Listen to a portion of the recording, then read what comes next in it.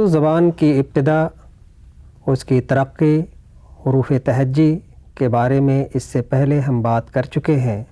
آج علاقائی طور پر اردو کی ترقی، زبان، ادب، شاعری کے بارے میں ہم بات کریں گے۔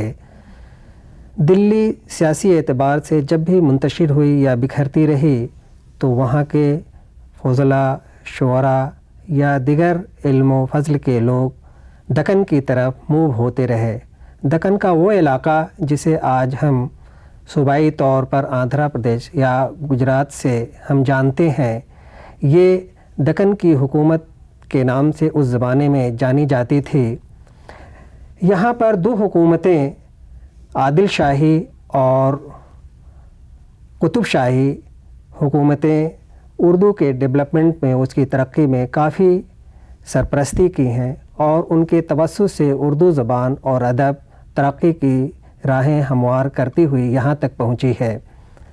اردو زبان کی یہاں پر ترقی ان دو حکومتوں سے پہلے بہمنی حکومت نے بھی سرپرستی کی ہے۔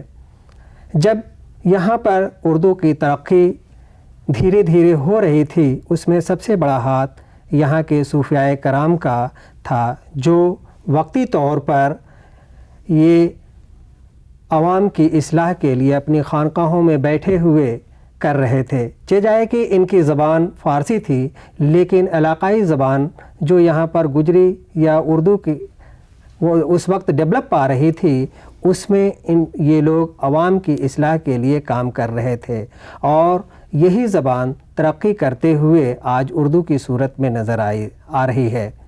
ہم آج پروفیسر عزیز اندوری صاحب سے اس علاقے کی صورت حال کے اوپر کہ وہاں اردو زبان بتدریج کیسے ترقی کر کے آج ہم تک جو پہنچی ہے، اس کی ابتدائی صورتیں کیا رہی ہیں، روشنی ڈالیں۔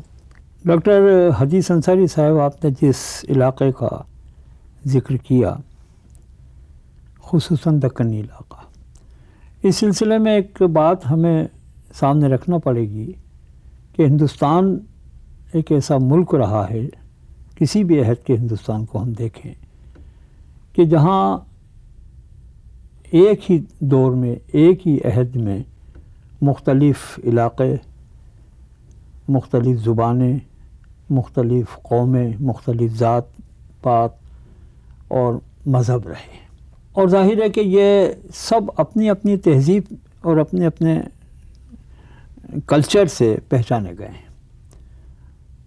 ہم ہندوستان کے کسی بھی علاقے کو اب سے 1000 سال پہلے بھی دیکھیں، اور آج بھی اگر اس علاقے کا ہم جائزہ لیں تو وہ اثرات جو 1000 سال پہلے تھے، اس کے کچھ نمایاں حصے ہمیں ان علاقوں میں نظر آ جاتے ہیں۔ دکن کا علاقہ اس اعتبار سے بڑا اس میں ہماری دلچسپی اس اعتبار سے ہمیں لینی چاہیے کہ یہاں ایک ساتھ کئی زبانیں اور کئی نسل کے لوگ ایک ساتھ یہاں اپنے آپ کو ایک دوسرے سے قریب رکھے ہوئے تھے، جبکہ شمالی ہند میں یہ نہیں تھا۔ شمالی ہند میں مشکل سے ایک دو ذاتیں تھیں، ایک دو زبانیں تھیں، یا جو ہماری علاقائی زبانیں، جسے ہم علاقائی تو نہیں کہہ سکتے، لیکن ارد گرد کی زبانیں تھیں، وہ شمالی ہند کے بڑے حصے پر حاوی نہیں تھیں، جبکہ دکن میں یہ بات نہیں تھی۔ دکن ایک اس زمانے میں ایک چھوٹا سا علاقہ تھا، چھوٹا سا اس معنوں میں کہ چھوٹی چھوٹی اسٹیٹس تھیں وہاں، جن کا ذکر ابھی آپ نے کیا، بہمنی، عادل شاہی، قطب شاہی، نظام شاہی۔ یہ وہ علاقے تھے جہاں اپنی رویش اور اپنی ایک پہچان سے یہ علاقے آگے بڑھ رہے تھے۔ جہاں تک ان علاقوں میں زبان کا سوال ہے، شاعری کا سوال ہے، ادب کا سوال ہے، تو ہم دیکھتے ہیں کہ یہ وہاں کی جو زبان، اس وقت زبان جو تھی، وہ مختلف زبانوں سے ملا کر ایک نئی شکل اختیار کر رہی تھی۔ تغلق جب شمالی ہند سے، یعنی دلی سے جب یہ دکن کی طرف گئے، تو یہ اپنے ساتھ ایک، ظاہر ہے کہ ہر جگہ کا آدمی اپنے ساتھ بہت سی نئی تہذیب لے کر جاتا ہے، نئی زبان لے کر جاتا ہے، نیا لباس لے کر جاتا ہے، اور ایک الگ سماج اس کا ہوتا ہے۔ جس وقت یہ تغلق کے یا ان کے بعد کے اور مسلم حکمراں وہاں پہنچے تو دکن کا یہ علاقہ جو بعد میں دکنی زبان کی شکل میں ہمارے سامنے آتا ہے، اس کا ارتقاء یا اس کی زبانی لسانی تہذیب وہیں سے شروع ہو جاتی ہے۔ اب ظاہر ہے کہ تغلق مستقل تو دکن میں رہے نہیں، لیکن اپنے شمالی ہند کے اثرات کو کچھ چھوڑ کر آئے تھے۔ وہ اثرات اور دکن کے جو آس پاس کے چھوٹی چھوٹی زبانوں کے اثرات تھے، ان سب نے مل کر ایک نئی زبان کو تشکیل کیا، اور اس کا نام ہمارے تاریخ ادب میں دکنی زبان یا دکنی اردو کہا گیا۔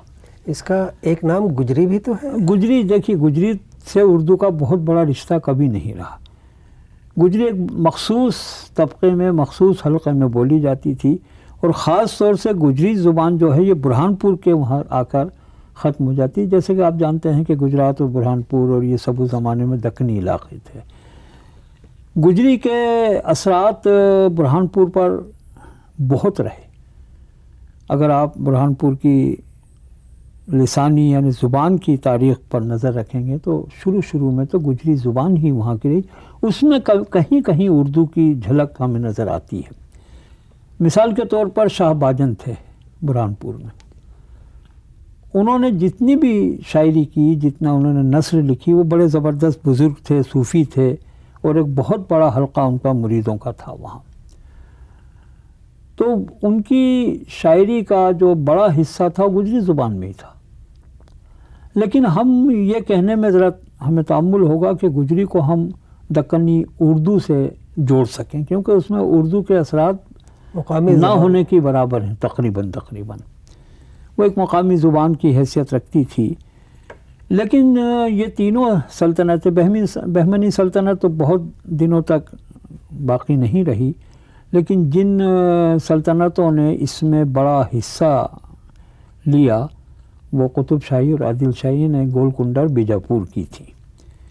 نظام شاہی کا بھی ایک بہت بڑا حصہ رہا ہے۔ اب سوال یہ آتا ہے کہ یہ شمالی ہند میں بولی جانے والی اردو اور دکنی حصوں میں بولی جانے والی اردو پر میں کیا فرق رہا ہے؟ میں سمجھتا ہوں کہ شمالی ہند میں کھڑی بولی تھی، شورسینی تھی، برج بھاشا تھی، یہ ساری زبانیں وہاں موجود تھیں، لیکن جتنے اثرات دکن کے علاقوں نے اپنے آس پاس کی زبانوں سے قبول کیے، شمالی ہند والے اتنا قبول نہیں کر پائے۔ یہ بات ضرور ہے کہ ہم تاریخی اوراق کو پلٹ کے دیکھتے ہیں تو کہیں کہیں ہمارے پرانے نقادوں نے ان اثرات کی کھوج کی ہے، تلاش کیا ہے انہیں، برج بھاشا کا بھی، کھڑی بولی کا بھی، ان سب کے اثرات اردو پر میں، ایون پنجابی کے بھی ہے نا۔ لیکن سب سے اہم پہلو یہ ہے کہ یہ جو چیزیں، اور میں نے اس سے پہلے ایپیسوڈ میں بھی عرض کیا تھا کہ جب زبان ایک دم وجود میں نہیں آ جاتی، کئی زبانیں ایک ساتھ بولی جاتی ہیں، ایک ساتھ ملتی ہیں، ایکسچینج ہوتا ہے، ان میں آپس میں ایک دوسرے سے ہم بات چیت کرتے ہیں، تب جا کر ایک نئی چیز، یا سائنس کا بھی اصول یہی ہے کہ دو چیزوں کے بعد کہ میل کے بعد ہی تیسری چیز ڈیولپ ہوتی ہے۔ یعنی عربی فارسی کے جو اثرات دکن میں پڑ رہے تھے، علاقائی طور پر وہاں کی جو علاقائی زبانیں تھیں ان کے بھی اثرات، تو دونوں کے خمیر سے جو وہاں پر دکنی زبان الگ سے جو وجود میں آئی ہے، اس کی مثالیں شعراء کے یہاں کن صورتوں میں نظر آئیں؟ نہیں حدیث صاحب، آپ شمالی ہند سے گئے ہوئے مسلمان اپنے ساتھ، اس میں کوئی دو رائے نہیں کہ عربی اور فارسی بولتے ہوئے ہی گئے تھے، لیکن اب آپ اگر شروع میں بالکل ابتدائی زبان دکنی، خصوصاً دکنی اردو زبان کا جہاں تک ذکر کریں گے تو اس پہ فارسی اور عربی کا تو اثرات تقریباً 2-4-5% ہوں گے۔ دکنی اردو کی سب سے اچھا دیکھیے، دکنی اردو کے قواعد بھی الگ ہے، شمالی ہند کے مقابلے میں گرامر بالکل وہاں کی الگ ہے۔ انہوں نے اپنے طور پر جس لفظ کو جیسا چاہا وہاں سے کہیں سے بھی لیا ہو، اپنی گرامر میں اس کو ڈھال دیا۔ یہ ایک دکنی اردو کا بہت اپنا اہم حصہ رہا ہے. یعنی علاقائی اثرات کہہ لیا جائے اس کو. ظاہر ہے. اور وہ یہ اس کو پسند بھی نہیں کرتے تھے کہ ہم وہ دوسروں کی گرامر. اب اگر دوسروں کی گرامر سے وہ فائدہ اٹھانا چاہتے تو شمالی ہند والوں کی طرح اٹھا لیتے. بالکل عربی گرامر یا فارسی گرامر کا ان کی گرامر بھی کچھ الگ ہی رہی، جس کا بعد میں تمام ریسرچ کیا گیا مولوی عبدالحق صاحب وغیرہ نے، انہوں نے، اور ایک ان کی اپنی ایک الگ سے گرامر تیار کی گئی ہمارے ریسرچ کرنے والوں نے، محققین نے. اس کا مطلب یہ ہوا کہ دکنی اردو جو تھی وہ ایک بالکل منفرد، ایک بالکل الگ اپنی شناخت بنا چکی تھی شمالی ہند کے مقابلے میں. اب رہی بات اس کی کہ یہ اس زبان کو شعر و ادب میں کس طرح ڈھالا گیا. ظاہر ہے کوئی بھی زبان بنتی ہے تو شاعری، پوئٹری، نثر، پروز سب اس میں صرف زبان بولی نہیں جاتی، زبان لکھی جاتی ہے، زبان کو سماجی حیثیت دی جاتی ہے. اور ہمارے پوری دنیا کی کسی بھی زبان کو لے لیجئے، وہ زبان جب تحریری شکل میں، لکھاوٹ کی شکل میں جب سامنے آتی ہے تو ادب اس کا ایک حصہ ہوتا ہے، لٹریچر اس کا ایک حصہ ہوتا ہے. اب ہم بات کریں دکنی ادب کی. تو دکنی ادب میں تو فارسی اور عربی سے جو اصناف آئی تھیں ہمارے یہاں، وہی عنوان ویسے ہی لی گئی. دیکھیے وہ تو شکل کی بات ہوئی حدیث صاحب، زبان کی بات تو نہیں ہوئی نا. وہ تو شکل کی بات ہوئی کہ بھائی ہم نے فرض کیجئے کہ سانیٹ لے لی انگریزی سے، فرض کیجئے ہم نے ماہیہ لے لیا پنجابی سے، فرض کیجئے ہم نے سلاسی لے لی پاکستان کے شاعروں سے، اور فرض کیجئے کہ ہم نے جاپانی شاعری، چائنی شاعری کی ایک ٹیکنک لی. وہ اس پر فارسی اور عربی کی زبان پر کوئی اثرات نمایاں طور پر غزل کہی گئی ہے، ہم ظاہر ہے کہ غزل فارسی سے ہی آئی. قصیدہ کہا گیا، ظاہر ہے کہ قصیدہ فارسی اور عربی سے ہی آیا. اس میں پاورفل اور مشہور اصناف جو اردو کے توسط سے وہاں پر شاعری ہوئی ہے، جی اس میں کون کون سی رہی ہیں؟ دیکھیے وہاں کی شاعری میں اب ہمیں ان کو بھی دو حصوں میں کو سامنے رکھ کر بات کرنا پڑے گی. پہلے تو ہمیں یہ دیکھنا پڑے گا کہ جو دربار جن کا ذکر ابھی کیا گیا، بیجاپور و گولکنڈہ کے عادل شاہی اور قطب شاہی، میں نے پہلے بھی عرض کیا ہے کہ جب تک دربار یا سرکار کسی بھی زبان یا کسی بھی ادب کو سہارا نہ دے یا اس کی سرپرستی نہ کرے، وہ کبھی بھی، یا اسے دلچسپی نہ لے، کبھی بھی وہ قائم نہیں رہ سکتی. اگر پیدا بھی ہو جائے گی تو چند برسوں کے بعد وہ بکھر جائے گی. عجیب بات یہ ہے کہ یہ 200-250 سال یہ اسٹیٹس قائم رہیں.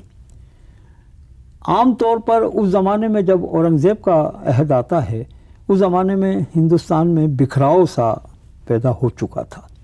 انگریز الگ تھے، مقامی لڑائیاں الگ ہو رہی تھیں، خاندانی لڑائیاں ہو رہی تھیں، اورنگزیب کے بھائیوں میں آپس میں بھی گتھم گتھا تھی. راجپوت ایک طریقے سے تاریخی اعتبار سے وہ بھی بکھراؤ میں آ چکے تھے. وہ راجپوت جو اکبر کے زمانے میں تھا، جو بالکل ہندوستان کا ستون مانا جاتا تھا. اب اس عالم میں اگر ہم دکن کی طرف نظر دوڑائیں تو سیاسی اثرات دکن پر بہت کم تھے. یعنی پرسکون ماحول تھا وہاں کا پورا تھا. ظاہر ہے اسی وجہ سے اردو وہاں پر فروغ پائی زبان کے اعتبار سے، شاعری بھی وہاں پر. جی کیونکہ بات یہ ہے کہ وہاں کے دربار کو کوئی کسی قسم کے ٹکراؤ کا سامنے نہیں کرنا پڑا تھا. کوئی بہت بڑا ایسا وہاں پر آپس میں گتھم گتھا بھی نہیں ہو رہی تھیں یہ اسٹیٹس، چاہے بہمنی ہو یا قطب شاہی ہو یا عادل شاہی ہو. ان کا کوئی ٹکراؤ یعنی جسے ہم جنگ کہیں، جسے ہم لڑائی کہیں، جسے ہم پاور کو چھیننے والی بات کہیں، وہ تھا ہی نہیں. شمالی ہند میں البتہ یہ بات بہت تیزی سے تھی. ایسے میں جب دربار نے اپنی ساری دلچسپی کا ایک ذمہ لے لیا اردو زبان کے سلسلے میں، اردو شاعری کے سلسلے میں، تو ظاہر ہے کہ دربار میں تو اچھے لوگ ہی آئیں گے. اور وہاں کا سب سے جو اہم پہلو ہے وہ یہ ہے کہ ان دونوں اسٹیٹس کے جو برسر اقتدار تھے، جو حکمراں تھے، جو وہاں کے بادشاہ کہیں انہیں، یہ سارے کے سارے ایک اعلیٰ ادبی ٹیسٹ رکھتے تھے. صرف ٹیسٹ ہی نہیں رکھتے تھے بلکہ اعلیٰ درجے کے کریٹر بھی تھے، اچھے شاعر تھے، اچھے ادیب تھے. قلی قطب شاہ خود اور اب آپ دیکھ لیجئے کہ ہماری آج کی تحقیق اس بات کو مان چکی ہے کہ ہم اب تک اس اندھیرے میں تھے کہ سب سے پہلی کتاب پرنٹڈ بک جسے ہم دیوان کہتے ہیں، مجمع کلام کہتے ہیں، وہ ولی کا تھا. لیکن ہمارے جب یہ ساری ریسرچ ہوئی اور سب معلوم ہوا تو معلوم ہوا کہ صاحب گولکنڈہ کے جو بادشاہ تھے قلی قطب شاہ، ان کی کتاب ولی سے پہلے چھپ چکی تھی. تو یہ ایک بڑا کارنامہ تھا بادشاہ ہو کر. دیکھیے بادشاہ تو ہمارے اکبر بھی تھے، بادشاہ جہانگیر بھی تھے، بادشاہ اور بھی تغلق وغیرہ وغیرہ سب تھے، لیکن ان کا نام ادبی اعتبار سے نہیں آتا. ہمارا رشتہ، ہمارا تعلق اس وقت جو ہے اس دربار سے ہے جہاں کا سرپرست بذات خود نہ صرف ایک اچھا سرپرست تھا اردو یا زبان کے سلسلے میں، وہاں ایک اچھا شاعر بھی تھا. اب دوسرا حصہ وہ تھا جو دربار میں صوفیوں کی حیثیت سے آیا تھا. اور ظاہر ہے کہ ہندوستان بہت بڑا گڑھ رہا ہے، بہت بڑا مرکز رہا ہے صوفی سنتوں کا، اور ایک اسپریچولزم جو یہاں ہندوستان کا تھا اس نے یہاں کے تمام، چاہے ہندو کلچر ہو یا مسلم کلچر ہو، اسے عوامی سطح پر بھی بہت زیادہ اس کی مقبولیت ہندوستان میں ہو چکی تھی اور ہوتی رہی ہے. ان دونوں درباروں میں خصوصاً جتنے صوفی آئے اس میں 80% شاعر تھے، 80% نثر لکھنے والے تھے. اور ظاہر ہے کہ صوفی ایک خاص استغراقی کیفیت جسے ہم کہتے ہیں شاعری کی زبان میں، ڈوب کر کسی خاص مقصد کے تحت شعر کہتا تھا. وہ جیسے بعد میں ہمارے ہندوستان کی ساری زبانوں میں جو خیالی باتیں آنے لگیں شاعری وائری میں، وہ اس کے نہیں تھیں. ایک بات ضرور ہے کہ چونکہ وہ بھی انسان تھے اور ان کا ماحول بھی ایک سماجی اعتبار سے صرف تصوف سے کی حدود تک تو تھا، لیکن دربار میں ایک چیز عجیب بات یہ ہوئی کہ وہاں مثنوی جیسی صنف بہت مقبول ہو گئی. یہ قلی قطب شاہ کے بارے میں جو مثنوی لکھی گئی، ملا وجی نے لکھی، قطب مشتری جی بھاگمتی کا اور ان کے عشق کے بارے میں جو بتایا گیا، اس کا کیا روپ ہے؟ نہیں دیکھیے اصل میں ہوتا کیا کہ بھائی ملا وجی پائے کے صوفی تو نہیں تھے جنہیں ہم شاہ باجن یا شاہ بھکاری یا اس زمانے کے اور بھی بہت سے نام آ سکتے ہیں ان کے مرتبے سے پہچانے. اصل میں دربار دیکھیے یہ جو دربار تھے دکن کے، یہ خشک صوفیوں کے دربار نہیں تھے کہ وہاں ایک خانقاہ ہے بنی ہوئی ہے اور وہاں پر صرف تصوف کی باتیں ہو رہی ہوں. یعنی دنیا اور اس کے علاوہ دونوں ساتھ لے کے چلتے تھے. اور یہ بھی صحیح ہے کہ بھائی عشق تو انسان کے مزاج میں رچا بسا ہے. اچھی صورت بھی کیا بری شے ہے جس نے ڈالی بری نگاہ ڈالی. تو ظاہر ہے کہ دکن کے شہنشاہوں میں کچھ عشق کا جذبہ بھی تھا.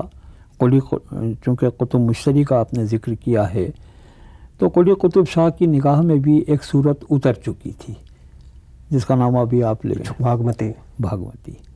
اور اس سے ان کا عشق بھی تھا، اس سے بھی تاریخ انکار نہیں کر سکتی. اب ظاہر ہے کہ ایک دربار میں بیٹھا ہوا شاعر بادشاہ کو کچھ اس روپ میں بھی دیکھتا تھا اور اس کو کچھ پیش بھی کرنا چاہتا تھا اور دبا چھپا کے بھی پیش کرنا چاہتا تھا.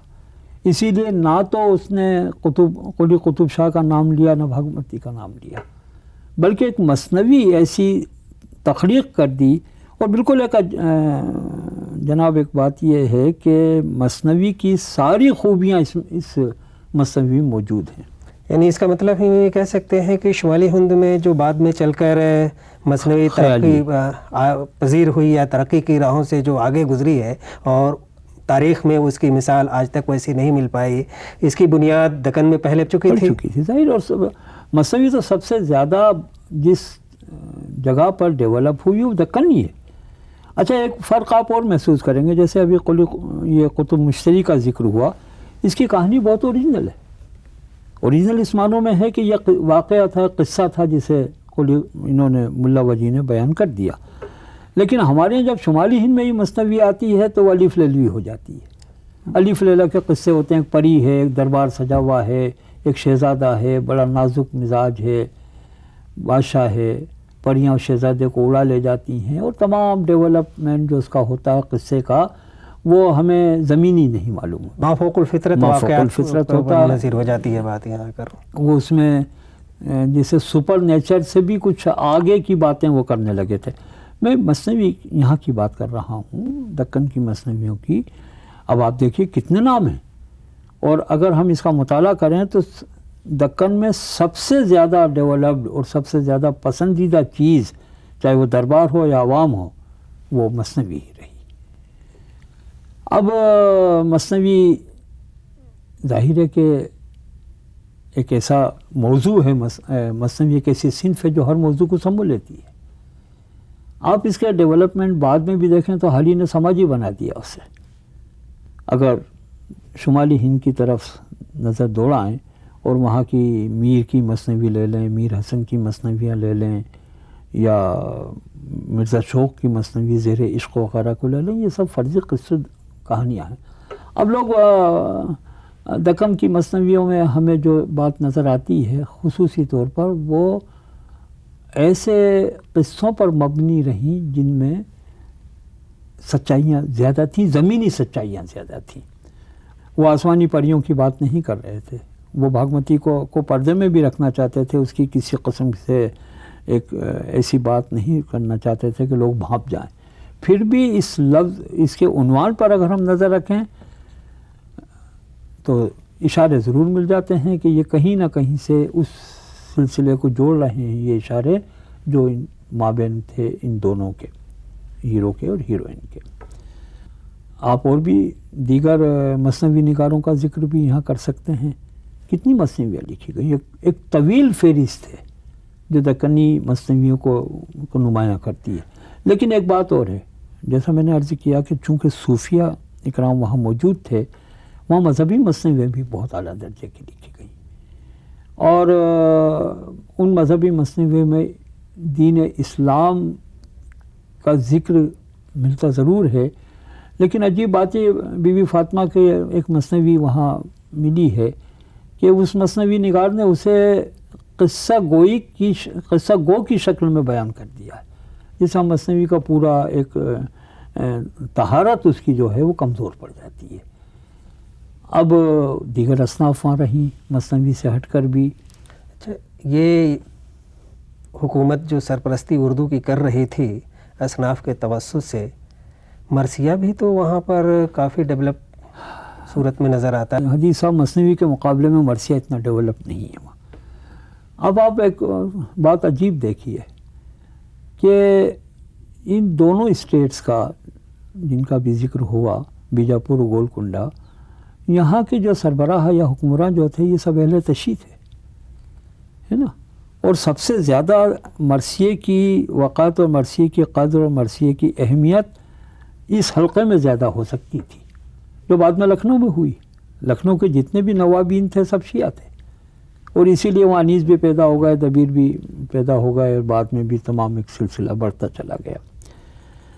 لیکن میرا ایسا خیال ہے کہ وہاں مثنوی کا سلسلہ اتنا تیزی سے اور اتنا اس ایک حد العزیزی کے ساتھ وہاں بڑھا کہ مرثیہ اتنی تیزی سے وہاں نہیں بن پایا، اور مجھے نہیں اس کا علم کہ بھائی مرثیے کی کوئی خصوصی تاریخ دکن سے جوڑی جائے۔ دلچسپی عوامی طور پر یا حکومتیں جو کر رہی تھیں اردو کی یا ان اصناف کی دلچسپی نہیں تھی وہاں پر مرثیہ سے؟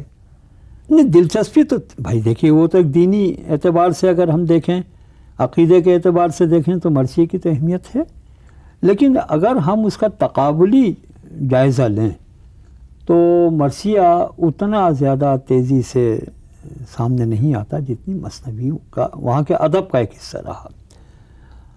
اچھا، اب آپ یہ بھی دیکھیے کہ قصیدہ، اچھا اس میں سمجھتا یہ ہوں کہ بھئی یہ جو خاص طور سے مرثیہ یا دیگر اصناف کا سلسلہ جو تھا، یہ شمالی ہند سے ہوتا ہوا دکن کی طرف آیا تھا۔